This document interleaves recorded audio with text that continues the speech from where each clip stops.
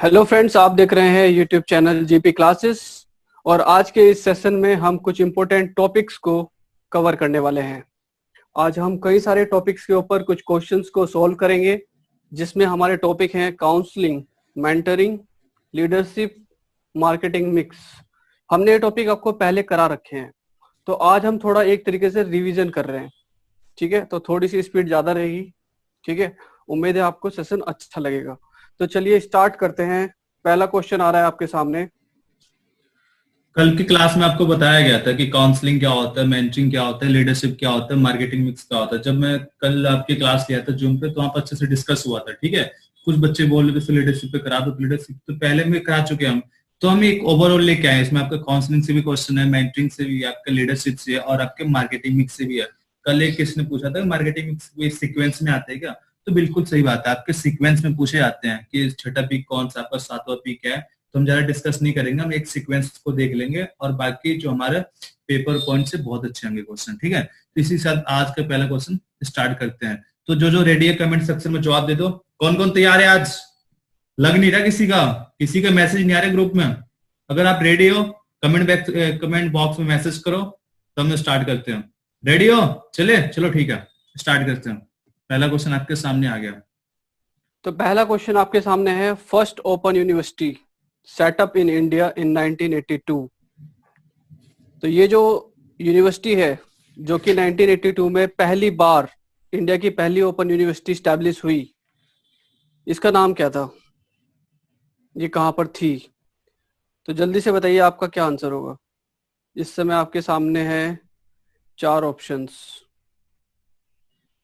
ये आपका बहुत अच्छा क्वेश्चन है। आपसे इसमें क्या पूछ रहा है, फर्स्ट ओपन यूनिवर्सिटी जो सेटअप की गई थी इंडिया में कब की गई थी? आपके 1982 ईस्वी में की गई थी। तो आपको जवाब पता होना चाहिए। ठीक है, ये क्वेश्चन आपका बहुत अच्छा है। आप ये यूनिवर्सिटी का नाम बताए तो साथ ही जिसको ये पता है कि ये यूनिवर्सिटी आपकी कहाँ पे प्लेस है, कौन से सिटी में है, तो आप उस सिटी का नाम भी मेंशन कर सकते हो। ठीक है, तो क्या आपकी दिल्ली यूनिवर्सिटी है, क्या आपके IGNOU है करके, या फिर आपका है BRO यूनिवर्सिटी, या फिर आपका मुंबई यूनिवर्सिटी। तो आप कमेंट सेक्शन में फटाफट जवाब दे, इसका क्या होगा? क्या इसका ए होगा, क्या इसका बी होगा, क्या इसका सी होगा, या फिर डी होगा? तो कमेंट सेक्शन में अभी किसी का जवाब नहीं आ रही। आपका बहुत अच्छा क्वेश्चन है। तो जिसने भी इसका जवाब दिया है कौन सा, ऑप्शन नंबर सी, ठीक है, उसका बिल्कुल सही है। क्या होगा इसका? Option number C. यानी कि इसका पूरा नाम क्या आपका? इसका पूरा नाम है आपका doctor Bhimrao Ambedkar open university. ठीक है, यानी कि भीमराव अंबेडकर ओपन यूनिवर्सिटी। तो ये कहाँ पे है? जिसको इसका नाम पता है कि ये यूनिवर्सिटी कहाँ पे प्लेस है, तो आप उस सिटी का नाम कमेंट सेक्शन में जवाब दे सकते हो। तो ये आपकी कहाँ पे? हैदराबाद में है। कहाँ पे आपकी? हैदराबाद में। साथ ही साथ आप कमेंट सेक्शन में भी जवाब दो कि 1985 में, यानी कि 1985 में कौन सी आपकी यूनिवर्सिटी बनी थी। क्या ये आपके, ये इसमें से है आपका कोई? जो ये 4 ऑप्शन हैं, जो आपका 19 मतलब कि 1985 में जो आपकी ओपन यूनिवर्सिटी बनी थी, तो अगर चारों ऑप्शन में कोई है तो आप कमेंट सेक्शन में उसका जवाब दे सकते हो। तो अभी कमेंट सेक्शन में किसी का जवाब नहीं आ रहा है। थोड़ा बहुत यहाँ पे प्रेम सर अभी बताएंगे यहाँ पे, फिर हम आगे बढ़ते हैं। तो जैसा कि आपको सामने इमेज में दिख रहा है, first university was established in Hyderabad and the name of university was doctor Bhimrao Ambedkar open university. ठीक है, इट वाज एस्टैब्लिश्ड इन 1982। देखिए, जो 1980 के आसपास का जो दशक था, वो इंडिया की हिस्ट्री में बेहद इंपॉर्टेंट था। ये इंपॉर्टेंट क्यों था? क्योंकि 1983 में हमने वर्ल्ड कप जीता था। ठीक है, उसके बाद हमने 1984 में क्या हुआ था, इंदिरा गांधी जी का निधन हुआ था। तो ये जो 2 डेट हैं, इनके आसपास ही ये इंपॉर्टेंट ओपन यूनिवर्सिटीज बनी थी। अगर हम बात करें पहली यूनिवर्सिटी, जो कि हमारी पहली ओपन यूनिवर्सिटी थी, वो थी 1982 में established, doctor Bhimrao Ambedkar open university, and it was established इन हैदराबाद। और जो दूसरी आपकी ओपन यूनिवर्सिटी बनी थी, वो कब बनी थी आपकी? 1985 में। कैसे याद रख सकते हो? जिस साल आपका भोपाल गैस ट्रेजेडी हुई थी, उसके अगले साल इसका निर्माण हुआ था, उसके अगले साल इसकी ओपनिंग हुई थी। तो इस तरह से आप एसोसिएटिव मेथड का यूज करके चीजों को लंबे समय तक याद रख सकते हो। ठीक है, क्लियर हो गया होगा। अगला क्वेश्चन देखते हैं। यहाँ पे आपके देखो 2-3 क्वेश्चन आपके बन जाते हैं। पहला आपसे ये पूछ लेता है यहाँ पे कि ISG-NOU का फुल फॉर्म क्या है, तो आपको ये पता चल जाएगा यहाँ पे क्या नाम है आपका, Indira Gandhi national open university. तो आपका यहाँ पे क्लियर हो गया। दूसरा क्वेश्चन आपसे यहाँ पे क्या क्लियर हो गया, जो आपके BRAOU है इसका फुल फॉर्म क्या है, तो आपको यहाँ पता चल गया आपका क्या है, भीमराव अंबेडकर ओपन यूनिवर्सिटी। ठीक है, साथ साथ आपको ये पता चल गया कि पहली यूनिवर्सिटी कब बनी थी, तो आपकी 1982 में बनी थी। कौन सी आपकी, भीमराव अंबेडकर, ये कहाँ पे आपके हैदराबाद में। तो आपका तीसरा क्वेश्चन भी यहाँ पे क्लियर हो गया। चौथा क्वेश्चन आपसे क्या पूछ लेता है कि जो आपका ISG-NOU है ये कब बना था, तो ये आपका 1985 में बना था। कहाँ पे भाई आपका, ये आपका न्यू दिल्ली में। तो आपके यहाँ पे बहुत से सारे क्वेश्चन आपके क्लियर हो गए। ठीक है, अगले क्वेश्चन पे चलते हैं। अगला क्वेश्चन आपके सामने है, main advantages of DLP are. सबसे पहले तो आपको ये पता होना चाहिए कि DLP क्या होता है। DLP का मतलब होता है distance learning program. Distance learning program कई प्रकार का होता है।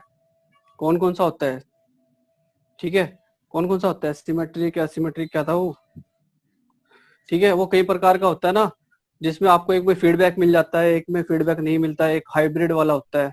तो यहाँ पर ये पूछ रहा है कि ये जो डिस्टेंस लर्निंग प्रोग्राम है इसके क्या फायदे हैं। पहला है आपका मोर फ्लेक्सिबिलिटी, आपको ज्यादा फ्लेक्सिबिलिटी मिल जाती है।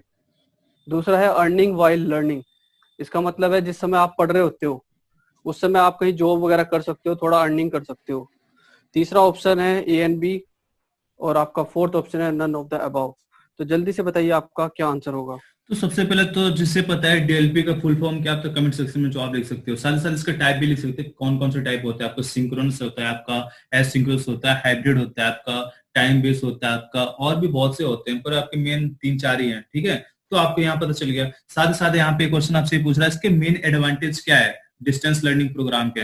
तो ये मोर फ्लेक्सिबल होता है। मोर फ्लेक्सिबल क्यों होता है, आप क्या कर सकते हो, आपको वहां पे जाना जरूरी नहीं होता, आपको ना कोई रूल रेगुलेशन मानना पड़ता है, ना कुछ, आप अपने हिसाब से चल सकते हो। आपके लिए एक तरह से फ्लेक्सिबिलिटी है वो। ठीक है, उसके साथ ही साथ आप क्या है, एक तरह से आप जॉब भी कर सकते हो और आप मतलब इनकम भी कर सकते हो। तो यहाँ पे आपका एडवांटेज है। तो जिसने से कमेंट सेक्शन में जवाब दिया ऑप्शन नंबर बी, उसका बिल्कुल सही, आपका मोर फ्लेक्सिबिलिटी भी हो जाएगा। लर्निंग वाइल लर्निंग आई मतलब कि आप पैसे भी अर्न कर सकते हो, तरह से आप कमा सकते हो। ठीक है, तो जिसने भी इसका कमेंट सेक्शन में जवाब दिया ऑप्शन नंबर सी, उसका बिल्कुल सही है। अगले क्वेश्चन पे चलते हैं। ठीक है, अगला क्वेश्चन आपके सामने आ गया। तो अगला जो क्वेश्चन है ये है आपका डिसएडवांटेज ऑफ DLP।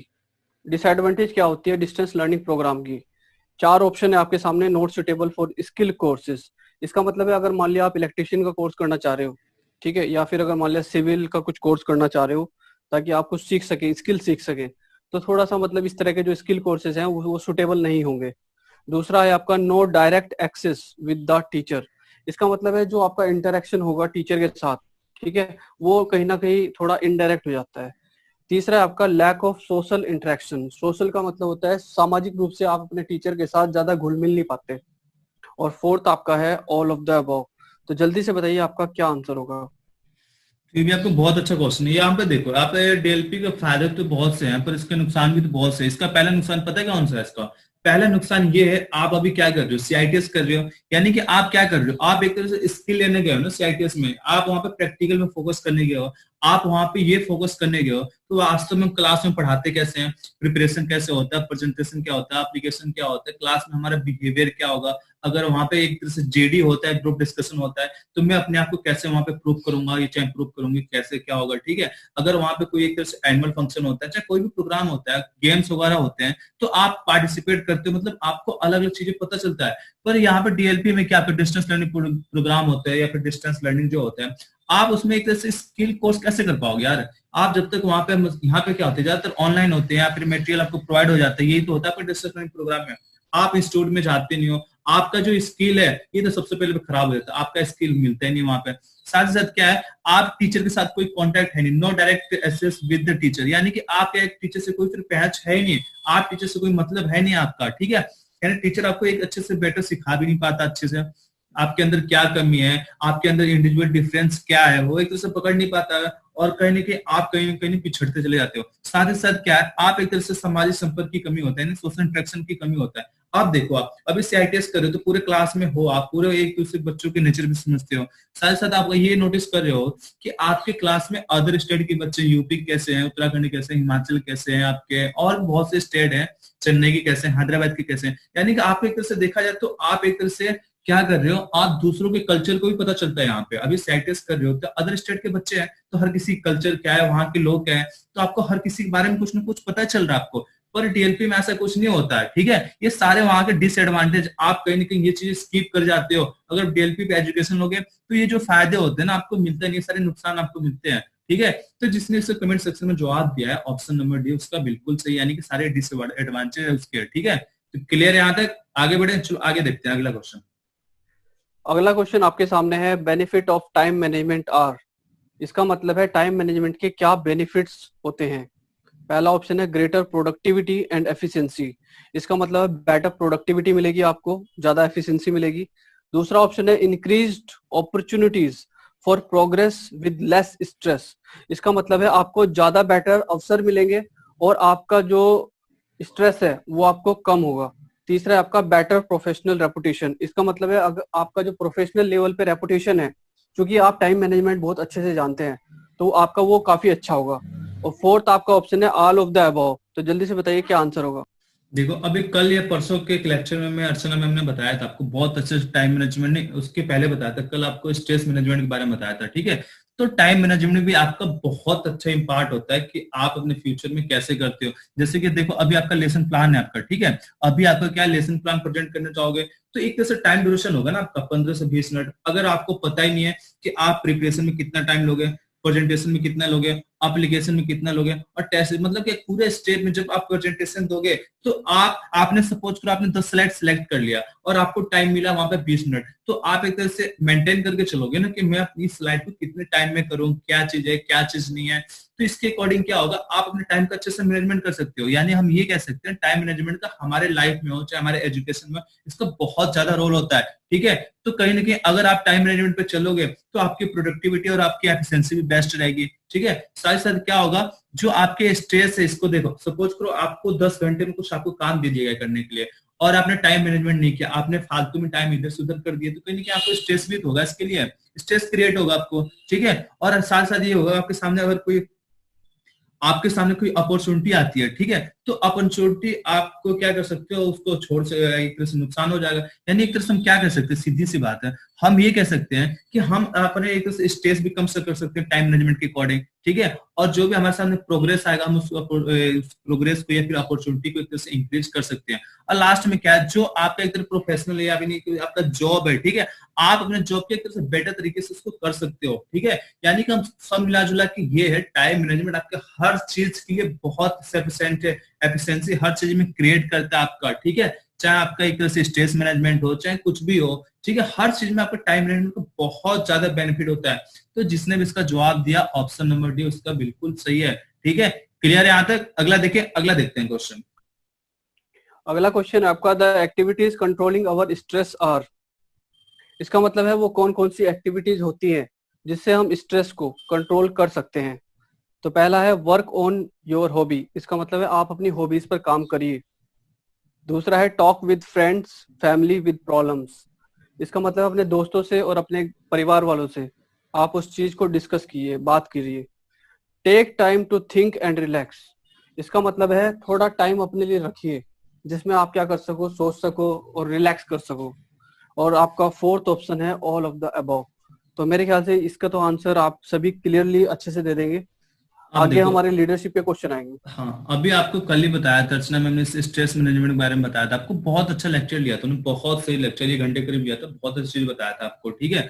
अगर आपको अच्छे से पता होगा तो आप बिल्कुल भी मिस नहीं करोगे सारे ऑप्शन के आपके, ठीक है। स्ट्रेस मैनेजमेंट के लिए देखो हर किसी का अपना अपना एक पर्सनल होता है कि आप कोई गाना सुन के करता है, कोई अपने हॉबी के अकॉर्डिंग काम करता है, ठीक है। साथ साथ क्या होता है, कोई अपने स्ट्रेस को मैनेज करने के लिए अपनी फैमिली फ्रेंड वगैरह से अपनी प्रॉब्लम को शेयर करता है। साथ ही साथ स्ट्रेस को मैनेजमेंट करने के लिए आप थोड़ा सा रिलैक्स रहते हो, और रिलैक्स होकर जो एक चीज जो बातें आपको एक तरह से प्रॉब्लम क्रिएट कर रहा है, स्ट्रेस कहीं ना कहीं आपके लाइफ में स्ट्रेस क्रिएट कर रहा है, तो आप उसके बारे में सोच सकते हो कि इस प्रॉब्लम को हम कैसे दूर कर सकते हैं, ठीक है। तो शायद आपको यहाँ पे चीजें क्लियर हो गई होगी। यानी जिसने भी इसका जवाब दिया है ऑप्शन नंबर डी, ठीक है, तो इसका ऑप्शन नंबर डी हो जाएगा। आप पर्सनली आप कमेंट सेक्शन में जवाब ये दे सकते हो कि आप अपने स्ट्रेस को कम करने के लिए कौन सी एक्टिविटी करते हो। क्या आप गाने सुनते हो, क्या वो आप व्हाट्सएप चलाते हो, क्या अपने दोस्तों से शेयर करते हो, फैमिली से बात कर सकते हो, अपना पर्सनल स्ट्रेस मैनेजमेंट के बारे में भी कोई अपनी ओपिनियन देना चाहता है तो वो दे सकता है, ठीक है। अगले क्वेश्चन पे चलते हैं। तो अगला क्वेश्चन आपके सामने है अथॉरिटेरियन टाइप ऑफ लीडरशिप। इसका मतलब है जो आपकी अथॉरिटेरियन लीडरशिप होगा उसमें आप क्या करते हो, ठीक है। उसमें क्या होता है, keep strict and close control over followers. इसका मतलब है आप काफी स्ट्रिक्ट अपने फॉलोअर्स के प्रति रहते हो और काफी जबरदस्त तरीके से तगड़ा कंट्रोल रखते हो। दूसरा, act as a father like figure, यानी कि आपका जो रिलेशन होता है वो फादर की तरह होता है अपने जो वर्कर्स हैं, काम करने वाले हैं। तीसरा, आपका प्रैक्टिसिंग सोशल इक्वलिटी, इसका मतलब है आप सभी को साथ लेकर चलते हो। तीसरा, फोर्थ आपका ऑप्शन है taking full care of followers, यानी कि आप पूरा का पूरा केयर करते हो अपने फॉलोअर्स का। तो ये हमने कल के सेशन में जब हमने जूम क्लास ली थी तो आप में से काफी लोग आए थे, तो मेरे ख्याल से आप सबको सही आंसर देना चाहिए। देखो, इससे पहले हमने बहुत से प्यारे क्वेश्चन कर लिए। कैसे क्वेश्चन किया हमने, हमें ये पता चल गया ओपन सिटी कौन सी है, ठीक है, फर्स्ट में कौन बना था। उसके बाद हमने देखा जो डीएलपी है उसके एडवांटेज क्या है, उसके डिसएडवांटेज क्या है। साथ ही साथ हमने कौन से क्वेश्चन के टाइम मैनेजमेंट के क्वेश्चन कर लिए, और स्ट्रेस मैनेजमेंट को यानी कि स्ट्रेस को मैनेज करने के लिए कौन कौन से एक्टिविटी करते हैं। यानी कि हमें देखे तो हमारा जो सीक्वेंस चल रहा है बहुत बढ़िया चल रहा है। अब हम थोड़े बहुत क्या कहते हैं लीडरशिप के क्वेश्चन कर लेंगे, और लास्ट में किसके कर लेंगे हम, काउंसलिंग मेंटरिंग की, और उसके लास्ट में हम 4P 5P 6P जैसे भी होगा एक तरह से, मतलब ओवरऑल मिला के आपकी बहुत अच्छी क्लास होने वाली है। तो ये क्वेश्चन आपका कल ही बताया गया था आपको, चाहे आपका ऑटो क्रेडिट हो, आपका ऑथोरिटेरियन, आपका लीडरशिप हो, ये आपके दोनों एक ही हो है, ठीक है, आपको कल ही बताया गया था। तो आप कमेंट सेक्शन में इसका जवाब दे सकते हो, क्या इसका ए होगा, क्या इसका बी होगा, क्या इसका सी होगा, या डी होगा। बहुत प्यारा क्वेश्चन, आप जल्दी कमेंट सेक्शन में जवाब दे उसका। यहाँ पे देखो पहला क्वेश्चन क्या कह रहा कि जो फॉलोअर है आप उनको क्लोज कंट्रोल कर रहे हो, उन पे स्ट्रिक्ट भी हो, एक तरह से उन पे एक तरह से अपना पकड़ बना के रख रहे हो। तो आप इसका एक तरह से जवाब दे सकते हो, क्या ये आपका ऑटो क्रेडिट है, अथॉरिटेरियन है। दूसरा क्या है कि जो आपका फॉलोअर है एक तरह से आपके पेरेंट्स की तरह आपको गाइड करेगा, ठीक है, आपको पेरेंट्स की तरह गाइड करेगा, सपोर्ट करेगा। और तीसरा क्या, आपका एक तरह से आपको सपोर्ट करेगा, मतलब आपको साथ में लेके चलेगा, आपको ठीक, अपने खुद भी चलेगा, आपको साथ में लेके चलेगा। और चौथा ऑप्शन क्या, आपको एक तरह से फुल्ली केयर करेगा। क्या करेगा, फुल्ली केयर करेगा। तो आप कमेंट सेक्शन में इसको जवाब दे सकते हो, इससे क्या होगा। तो जिसने भी इसका जवाब दिया ऑप्शन नंबर ए उसका बिल्कुल सही है, ठीक है। क्या करते हैं ये लीडरशिप, एक तो पूरा पावर इनके पास होता है, और नीचे वालों को क्या चाहते हैं, इनको कंट्रोल करके रखें और उनको बिल्कुल अपना कंट्रोल बना के रखें आप, ठीक है। तो ये होता है आपका ऑटो क्रेडिट, या आपका होता है अथॉरिटेरियन टाइप लीडरशिप। तो शायद आपको चीजें यहाँ पे क्लियर होगी। आप कमेंट सेक्शन में जवाब दे सकते हो, जो आपका ये ऑप्शन नंबर बी है ये आपका कौन सा लीडरशिप है, और जो ऑप्शन नंबर यहाँ पे डी है ये कौन सा लीडरशिप है। इसके बारे में मैंने कल ही बताया था, एक ट्रांसैक्शनल होता है और एक होता है पैटर्निस्टिक होता है, ठीक है। तो आप बता सकते हो कि पैटर्निस्टिक वाला कौन, बी है या फिर डी है। कमेंट सेक्शन में फटाफट जवाब दो, ठीक है। अगले क्वेश्चन पे फिर चलते हैं हम। अभी किसी का जवाब अगला नहीं आ क्वेश्चन रहा, है, चलो ठीक है, अगले क्वेश्चन पे ही चलते हैं। अगला क्वेश्चन आपके सामने है पैटर्नलिस्टिक टाइप ऑफ लीडरशिप क्या होती है, ठीक है। तो यहाँ पे आपका पहला ऑप्शन है share the decision making with group members. आप अपने जो ग्रुप मेंबर्स है उनके साथ पूरा डिसीजन मेकिंग का प्रोसेस करते हो। Taking full care of followers, इसका मतलब है आप अपने फॉलोअर्स का पूरा ध्यान रखते हो। तीसरा है आपका, आप स्ट्रिक्ट कंट्रोल रखते हो अपने फॉलोअर्स पर, और एक बहुत ही ज्यादा एक तरीके से उनको कंट्रोल करने की कोशिश करते हो, जैसे किम जोंग उन का एक एग्जांपल ले ले तो। फोर्थ आपका ऑप्शन है followers are highly skilled, experienced and educated. इसका मतलब है फॉलोअर्स जो होते हैं वो बहुत ही स्किल्ड होते हैं, एक्सपीरियंस होते हैं, एजुकेटेड होते हैं। तो जल्दी से बताइए आपका क्या आंसर होगा। तो कल ही आपको बताया गया था, ठीक है। यहाँ पे देखो एक दो आपके लीडरशिप, ट्रांसैक्शनल होता है, एक पैटर्निस्टिक होती है, ये दोनों आपको फुल्ली केयर करते हैं। अगर वो होता तो उसका भी डेफिनेशन यही होता, अगर ये भी है आपका डेफिनेशन हुई था। अगर फादर आपका कहीं ने आपने देख लिया ना, तो आपको कुछ सोचना नहीं होगा, पैटर्निस्टिक के साथ जाना है, फुल्ली केयर आपने देख लिया तो, ठीक है। तो जिसका इसका जवाब आप कमेंट सेक्शन में फटाफट दे सकते हो। बहुत अच्छा क्वेश्चन है, पेपर में आपके आने के बहुत ज्यादा चांस है, इसलिए मैं इसको कवर कर रहा हूँ आज क्लास में, ठीक है। तो इसका जिसने भी जवाब दिया ऑप्शन नंबर कौन सा, ए या बी। तो जिसने भी जवाब दिया ऑप्शन नंबर बी, यानी talking full care of the follower, यानी कि अपने फॉलोअर को क्या करते हैं, फुल्ली केयर करते हैं। कैसे करते हैं, अपने पेरेंट्स की, ये एक पेरेंट्स की तरह फुल्ली केयर करते हैं। और जो वर्कर होता है वो उनके एक चाइल्ड, इनके बच्चे की तरह होता है, और जो लीडर होता है एक तरह से पेरेंट्स की तरह केयर करते हो, ठीक है। आप कमेंट सेक्शन में जवाब दो जो पहला ऑप्शन है, ठीक है, ये आपका कौन सा लीडरशिप है। तो आप कमेंट सेक्शन में इसका जवाब दे सकते हो, जो आपका decision making with group member, यानी ग्रुप मेंबर के साथ डिसीजन मेकिंग कर रहा, शेयर कर रहा, तो ये कौन सा लीडरशिप है। आप कमेंट सेक्शन में इसका जवाब दे सकते हो। क्लियर यहां तक, आगे चले, चलो आगे देखते हैं। तो आठवां क्वेश्चन आपके सामने है डेमोक्रेटिक टाइप ऑफ लीडरशिप क्या होती है। तो आपके सामने चार ऑप्शन है, 4 ऑप्शन जो है वो पहले जैसे ही है, तो जल्दी से बताइए क्या आंसर होगा।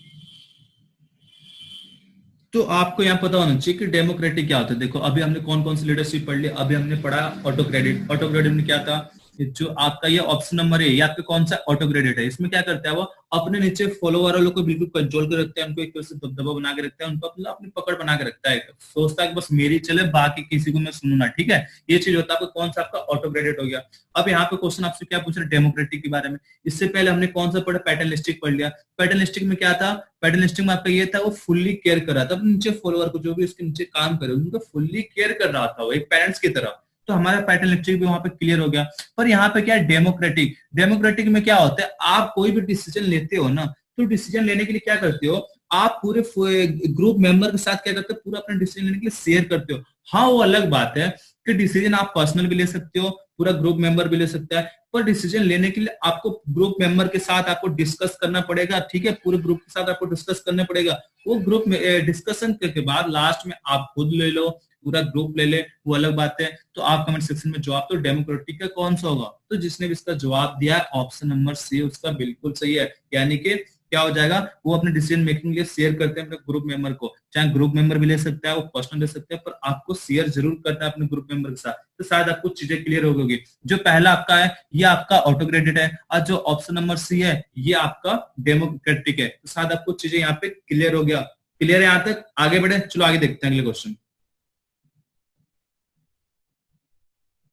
अगला क्वेश्चन है आपके सामने, लजास्फेयर टाइप ऑफ लीडरशिप क्या होती है। पहले तो ये है कि थोड़ा सा आपको इसका नाम अजीब सा लग रहा हो, आपने शायद पहले सुना भी नहीं होगा, बट जिन लोगों ने हमारी क्लास अटेंड की थी वो मेरे ख्याल से इसका जवाब दे पाएंगे। तो 4 ऑप्शन है आपके सामने। Professional relationship with the follower, मतलब इस प्रकार की लीडरशिप में जो हमारा लीडर होता है वो प्रोफेशनल रिलेशनशिप रखता है फॉलोअर्स के साथ।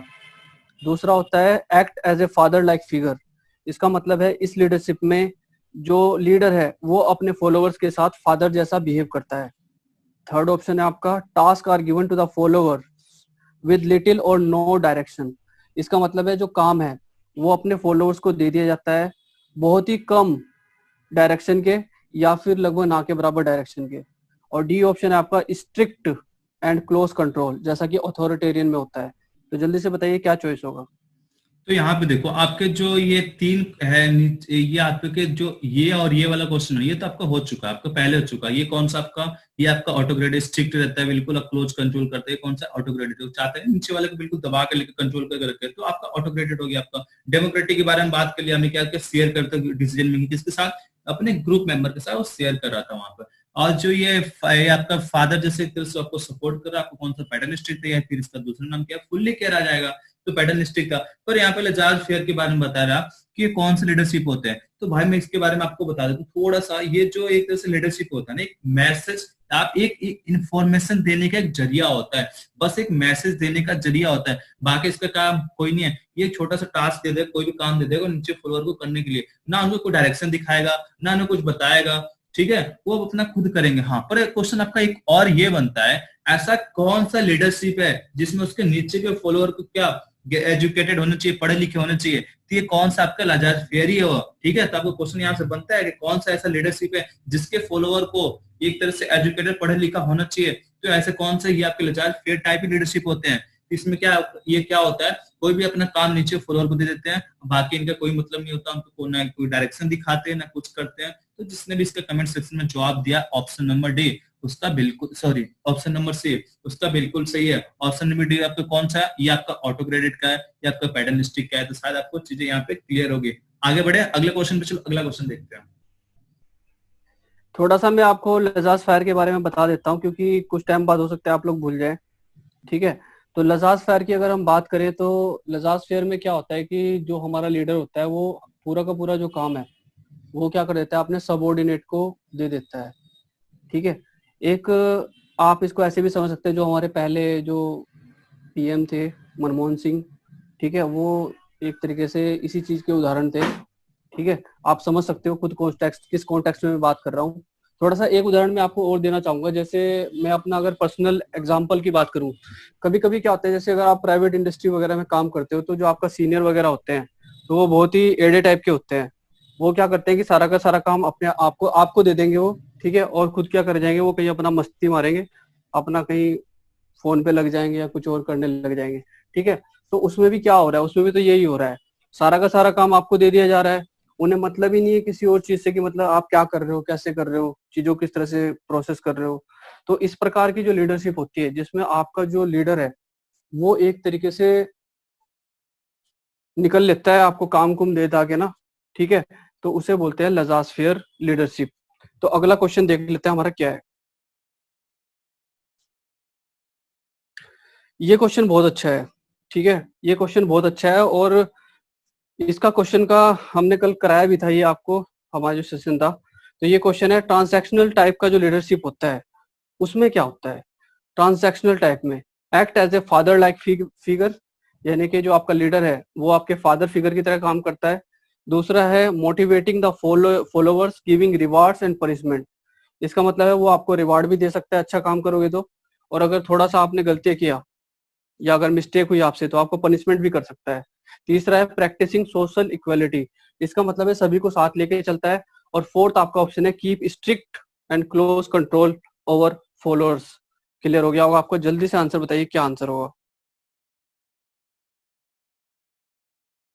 ये अगर देखा जाए तो ये लीडरशिप का भी आखिरी क्वेश्चन, इसके बाद फिर हम काउंसलिंग और मेंटरिंग के क्वेश्चन करेंगे। पहले हमने लीडरशिप उसके क्या कहते हैं डिस्टेंस लर्निंग के क्वेश्चन कर लिए हमने, उसके बाद हमने किसके किए थे, हमने स्ट्रेस मैनेजमेंट के कर लिया, टाइम मैनेजमेंट के कर लिया, और हमने जो अच्छे अच्छे क्वेश्चन जो आपके बन रहे थे लीडरशिप पे वो भी हमने क्वेश्चन कर लिया, ठीक है। इसके बाद हम काउंसलिंग और मेंटरिंग क्वेश्चन पे चलेंगे। तो ये कल ही आपको बताया गया था ट्रांसैक्शनल, जब आपके सामने ट्रांसैक्शनल सेक्शनल, ये सेक्शन मतलब सेक्शन बन रहा है वहां पे, तो अब आपको कुछ सोचना नहीं है वहां पे, आपको सीधे जाना है रिवॉर्ड एंड पनिशमेंट के, ठीक है। आपके इसके जो लीडर होते हैं ना, आपकी पॉलिसी बना देंगे, कोई रूल रेगुलेशन बना देंगे, आपको कोई काम दे देंगे करने के लिए, आपको बता देंगे ये काम आपको इस टाइम पे करके देना है, और चाहेंगे जो उन्होंने पॉलिसी बनाया, जो उन्होंने रूल रेगुलेशन बनाया, आप उनको फॉलो भी करो, और साथ ही साथ जो उन्होंने आपको जो काम दिया उस काम को आप टाइम के अंदर ही करके दो, बेस्ट तरीके से करके दो। अगर बढ़िया काम किया आपने तो आपको रिवॉर्ड देंगे, सम्मानित करेंगे। पर आपने अगर गलत कर दिया, कुछ अलग कर दिया, आपने कुछ मशीनों में खराब कर दिया, तो आपको पनिशमेंट करने से बिल्कुल भी नहीं चूकने वाले हो, ठीक है। तो ये आपका एक तरह से देखा जाए तो लीडरशिप में मुझे तो नहीं लग रहा है लीडरशिप में आना चाहिए यार, ऐसा थोड़ी होता है। लीडरशिप तो आपका ये करता है, आपको मोटिवेट करता है, आपको आगे बढ़ाता है। ऐसा कौन सा लीडरशिप आ गया जो आपको एक तरह से पनिशमेंट नहीं कर रहा, आपको एक तरह से बाहर कंपनी से बाहर निकाल रहा है, तो एक तरह से सही नहीं है ना, एक तरह से देखा जाए तो जब आपके सामने ट्रांसैक्शनल लीडरशिप, तो आप सीधे जाना रिवॉर्ड और पनिशमेंट के साथ। तो जिसने भी कमेंट सेक्शन में जवाब दिया ऑप्शन नंबर बी उसका बिल्कुल सही है। क्लियर है यहाँ तक? किसी को डाउट है अभी तक 10 क्वेश्चन में तो बोल सकता है वो, ठीक है। ये आपका कौन सा है, ये आपका ऑटो क्रेडिट हो गया, ये आपका ट्रांसैक्शनल हो गया, ये आपका पैटर्निस्टिक हो गया, और ये आपका कौन सा होगा, आप कमेंट सेक्शन में जवाब दे सकते हो। और यहाँ तक हमारे लीडरशिप के क्वेश्चन चले खत्म हो गए। अब हम पहुंचते हैं काउंसलिंग और मेंटरिंग पे, ठीक है। तो पहला क्वेश्चन आपके सामने आ गया, आप इसका जवाब दे सकते हो। तो 11वां क्वेश्चन आपके सामने है, the person who comes for the counselling is referred to as, इसका मतलब है जो व्यक्ति है वो अगर किसी के पास काउंसलिंग के लिए जा रहा है तो उस व्यक्ति को आप क्या कहोगे। 4 ऑप्शन है आपके सामने, जल्दी बताइए क्या आंसर होगा। देखो आपको तो पहले पता होना चाहिए कि काउंसलिंग क्या होता है, काउंसलर क्या होता है, मेंटरिंग क्या होता है, ठीक है। तो आपसे यहाँ पे ये क्वेश्चन पूछता है, जो पर्सन काउंसलिंग कराने के लिए जाता है उसको प्रीफर करोगे, आप उसको किस नाम से जानोगे भाई? क्या आप उसके मेंटर कहोगे, क्या उसे आप कोच कहोगे, क्या उसे काउंसलर कहोगे, या फिर उसे काउंसलिंग कहोगे? तो आप इसका कमेंट सेक्शन में जवाब दे सकते हो। मुझे नहीं लग रहा, ये तो शायद मैंने टेस्ट पेपर में भी दिया था आपका, ठीक है। तो ये क्वेश्चन किसी का भी गलत नहीं होना चाहिए, पेपर में आने के बहुत ज्यादा चांस है, ठीक है, इसलिए मैं इसको कवर करा रहा हूँ। तो मैं देख रहा हूँ यहाँ पे करीब 99% बच्चों का बहुत सही जवाब आ रहा है, उनका काउंसलिंग ही आ रहा है, यानी कि ऑप्शन नंबर डी आ रहा है। कुछ काज बच्चों के आ रहा है सी ऑप्शन यानी काउंसलर, पर कोई दिक्कत नहीं, आज उनको क्लियर हो जाएगा, ठीक है। तो जो काउंसलिंग के लिए आता है हम उसको काउंसलिंग कहते हैं, और जो काउंसलिंग करता है हम उसको काउंसलर कहते हैं। शायद आपको चीजें क्लियर हो गई। इसका जिसने भी जवाब दिया ऑप्शन नंबर क्या, सी या डी, तो जिसने भी जवाब दिया ऑप्शन नंबर डी काउंसलिंग उसका बिल्कुल सही है। अगले क्वेश्चन पे चलते हैं। तो अगला क्वेश्चन है आपका question number 12, which of the following is not the stage of counselling, इसका मतलब है काउंसलिंग की जो स्टेज होती है उसमें हम किस चीज को नहीं करते हैं। 4 ऑप्शन है आपके सामने, जल्दी से बताइए क्या आंसर होगा। तो यहाँ पे देखो ये आपका बहुत अच्छा क्वेश्चन है, ठीक है। ये अगर समझ गए ना आप, तो एक तरह से मानो कि आपकी काउंसलिंग जो शब्द है आप उसको कभी भी आप उसके तरह से कंफ्यूज नहीं हो पाओगे, ठीक है। तो आपसे ये पूछ रहे इसमें से कौन सा काउंसलिंग का स्टेज नहीं होना चाहिए, ठीक है। काउंसलिंग की एक अवस्था नहीं है, स्टेज नहीं है, तो क्या है आपका वो, क्या एक तरह से गिविंग सिंपैथी है, क्या आपका आइडेंटिफिकेशन ऑफ प्रॉब्लम है, क्या आपका क्या है, आपका जल्दी कमेंट सेक्शन में जवाब दो इसका, क्या ए होगा, बी होगा, सी होगा, डी होगा? तो आप कमेंट सेक्शन में जवाब दे सकते हो। इसको मैंने आपको कल परसों में बताया था।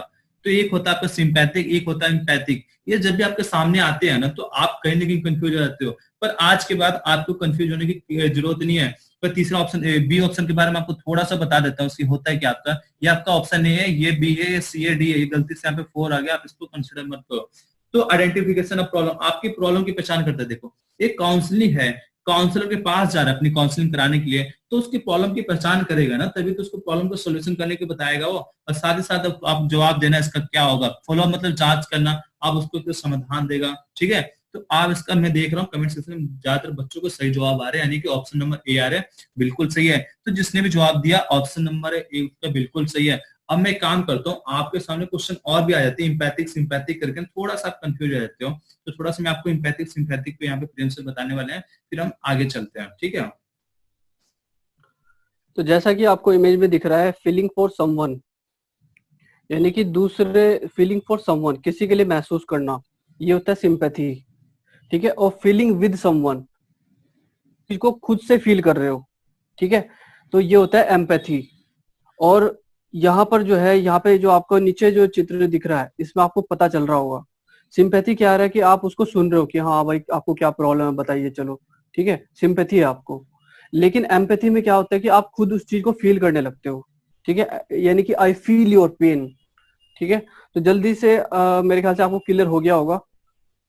तो यहाँ पे देखो एक चीज, यहाँ पे देखो एक मदर है, उसका चाइल्ड है, बच्चा है, तो यहाँ पे क्या ये इसके साथ इसकी फीलिंग को समझ रही है क्या, ये इसके साथ इसकी फीलिंग को समझ रही है, इसके साथ क्या है, फीलिंग विद द समवन, यानी उसके साथ उसकी फीलिंग को समझ रही है। पर यहाँ पे हस्बैंड है चाहे इसका दोस्त है, ये क्या कह रहा, फीलिंग फॉर समवन, उसके लिए महसूस कर रहा। सपोज करें, मैं थोड़ा सा कहानी आपको बताता हूँ, एक बंदा पानी में डूब रहा है, एक बंदा पानी में डूब रहा है, मैं उसके पास, मैं वहां पे खड़ा हूं, मैं देख रहा हूँ पानी में डूब रहा है, मैंने उससे कहा कि यार मुझे, तुम आज जो पानी में तुम डूब रहे हो, मुझे बहुत तकलीफ हो रहा है देख के, ठीक है, मुझे, मैं तुम्हारे प्रॉब्लम को एक तरह से महसूस कर रहा हूँ। तो ये आपका क्या हो गया, ये आपका सिंपैथिक है। पर मैं, अगर दूसरा पर्सन वहां पे खड़ा है, वो दूसरा पर्सन पानी में डूब रहा है, वो देख के कह रहा है कि तुम पानी में डूब रहे हो, मुझे तकलीफ है, क्या मैं तुम्हारी किसी तरह से हेल्प कर सकता हूँ, तो उसकी हेल्प करने के लिए तैयार है। जब ये चीज आएगा तो ये आपका इम्पैथी है। जब आप बस उसके प्रॉब्लम को बस महसूस कर रहे हो, उसकी कोई सपोर्ट नहीं कर रहे हो, आप उसकी हेल्प नहीं कर रहे हो, तो ये आपका सिंपैथी है। तो आपको पता होना चाहिए काउंसलर क्या करता है, जब उसके पास काउंसलिंग बंदा आता है तो वो उसकी प्रॉब्लम को क्या करता है, उसको प्रॉब्लम को सोल्यूशन बताता है। ये नहीं कि उसके साथ ही वो अपनी प्रॉब्लम भी शेयर करने लगे और क्या, चलो ठीक है तुम पानी में डूब रहे हो, मुझे तुम्हारी तकलीफ का है, मुझे तुम्हारी प्रॉब्लम को पैन कर रहा हूँ, मैं महसूस कर रहा हूँ, फिर तुम्हारी मैं हेल्प नहीं कर रहा। तो ये आपका सिंपैथिक, ये चीज आपका नहीं होना चाहिए। ठीक है, तो शायद आपको चीजें यहाँ पे क्लियर होगी। अगले क्वेश्चन पे चलते हैं। ठीक है, तो अगला क्वेश्चन आपके सामने है, which one of the following is not the quality of a good counsellor. इसका मतलब है निम्नलिखित में से कौन सी एक काउंसलर की, एक अच्छे काउंसलर की क्वालिटी नहीं होती है। ही शुड बी सिंपैथेटिक, उसको सिंपैथेटिक होना चाहिए। ही शुड बी नेचुरल, यानी कि उसको कोई भी एक तरीके से उसके उसमें कोई भी भाव नहीं होना चाहिए। He should be a good observer, इसका मतलब है उसे एक बढ़िया ऑब्जर्वर होना चाहिए, कि हाँ, कि अगर वो तगड़ा अच्छा ऑब्जर्वर होगा तो वो ज्यादा अच्छा काउंसलिंग कर पाएगा। ही शुड बी एम्फैथेटिक, एम्फैथेटिक मतलब वो एक तरीके से जो आपके पास आ रहा है, काउंसली आ रहा है, उसके दर्द को महसूस करे खुद को, उसको ऐसा होना चाहिए। तो जल्दी से बताइए, पिछले क्वेश्चन से रिलेटेड है और मेरे ख्याल से आपको सही आंसर जरूर देना चाहिए। देखो पिछले क्वेश्चन में भी आपको मैं बता चुका हूँ, अभी मैंने बताया था कि एक होता है आपका सिंपैथिक होता है, एक होता है आपका एम्पैथिक। तो कहीं नहीं कि आप इसमें कंफ्यूज रहते हो, क्यों, दोनों का अगर देखा जाए ना, हिंदी का मतलब आपका सेम ही होता है, सहानुभूति, तो आप कहीं नहीं कंफ्यूज होते हो।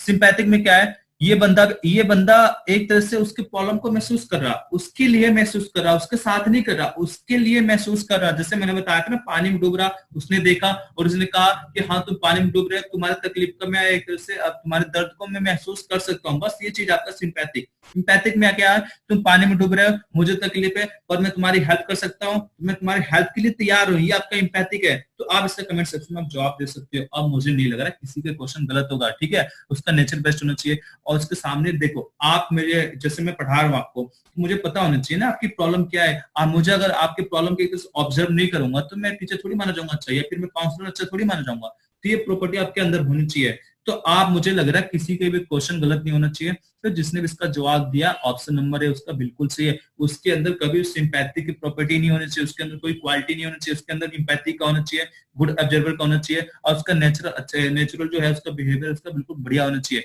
तो शायद आपको चीजें यहाँ पे क्लियर होगी। अगले क्वेश्चन पे चलते हैं।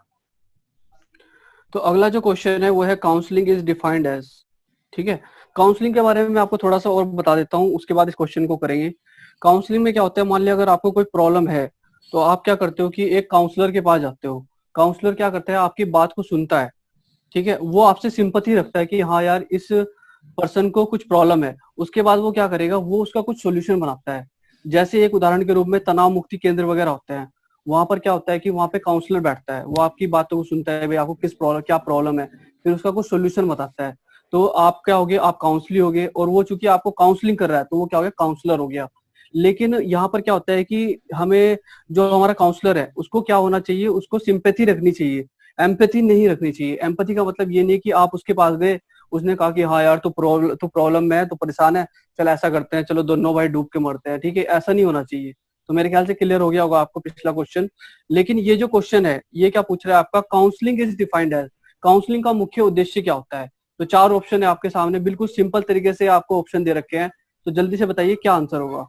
तो आपको पहले ये पता चल गया कि काउंसलर को हमेशा कैसा होना चाहिए, आपको इम्पैथिक होना चाहिए, सिंपैथिक नहीं होना चाहिए। ठीक है, तो आप इसका आराम से जवाब दे सकते हो। मैं थोड़ा सा आपको एक लाइन बता देता हूँ, एक होता है काउंसलर, एक होता है काउंसलिंग। काउंसलिंग को प्रॉब्लम होता है, वो काउंसलर के पास जाता है अपनी काउंसलिंग कराने के लिए। काउंसलर क्या करता है, उसकी प्रॉब्लम को आइडेंटिफाई करता है, पहचान करता है, उसको सपोर्ट करता है। ठीक है, मतलब उसकी प्रॉब्लम को एक तरह से एब्जर्व करता है और उसको सपोर्ट करता है।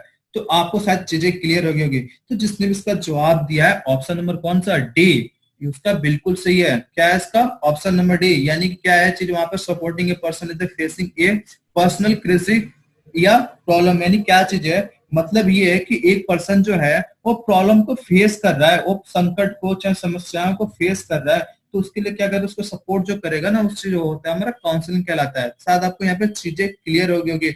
आप कमेंट सेक्शन में जवाब दे सकते हो। जो ऑप्शन नंबर है, शेयरिंग या गिविंग विजडम या नॉलेज टू द पर्सन, ये आपका क्या चीज कहलाता है, ये क्या काउंसलिंग कराता है, मेंटरिंग कराता है, कोचिंग कहलाता है, क्या चीज कहलाता है, आप इसका कमेंट सेक्शन में भी जवाब दे सकते हो। अगले क्वेश्चन पे चलते हैं। क्वेश्चन नंबर 15 आपसे पूछ रहा है कि काउंसलर फोकस ऑन, काउंसलर जो है वो किस चीज पर फोकस करता है। तो आपके सामने 4 ऑप्शन है। ठीक है, तो मेरे ख्याल से सिंपल इंग्लिश में लिखे हुए हैं, आप जल्दी से बताइए क्या आंसर होगा। तो देखो यहाँ पे मैंने आपको बहुत बता दिया कि काउंसलर कौन है जो आपकी काउंसलिंग करता है, काउंसलिंग कौन है जो काउंसलर कराता है। ठीक है, तो यहाँ पे आपको पता होना चाहिए काउंसलर फोकस किस पे करता है, उसका रोल क्या है। ठीक है, काउंसलिंग की डेफिनेशन क्या है, काउंसलिंग किसे कहते हैं, काउंसलिंग किसे कहते हैं, तो आपको पूरा पता होना चाहिए कि फोकस उसका अलग होता है। ठीक है, उसका रोल अलग होता है। तो फोकस वो किस पे करता है, मैंने आपको अभी बताया था। क्या करता है, बूस्टिंग कॉन्फिडेंस, प्रॉब्लम सॉल्व करता है, और डिसीजन मेकिंग। हाँ, यहाँ पे क्वेश्चन आपके ये बनता है, डिसीजन मेकिंग आपका क्वेश्चन एक निकल के आता है। पहले मैं इसका जवाब देता हूँ, फिर आपको डिसीजन मेकिंग के बारे में हल्का सी लाइन बताने वाला हूँ।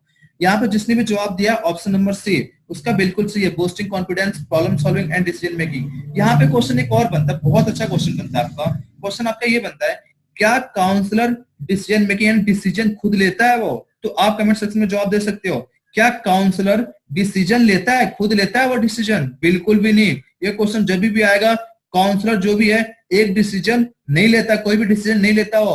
पर एक चीज है, जो उसके पास काउंसलिंग बंदा जा रहा है, जो पर्सन जा रहा है, उसको डिसीजन लेने के लायक वो बना देता है, उसको इतना कॉन्फिडेंस उसके अंदर पैदा कर देता है, उसके प्रॉब्लम को सॉल्व कर देता है कि उसको जो भी उसके सामने प्रॉब्लम है, उस प्रॉब्लम को फेस करने के लिए वो डिसीजन खुद ले सके।